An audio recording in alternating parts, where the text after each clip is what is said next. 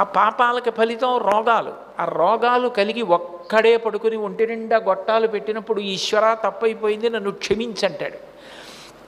అనుగ్రహించడం కోసం వచ్చాడు తప్ప ఎంతమందిని చంపేస్తాడు? మనుష్యుల యొక్క మనసుల్లో రాక్షసులు ఉంటే ఇప్పుడు ఆ రాక్షసుణ్ణి సంహరించాలంటే మనిషిని చంపేయాలి.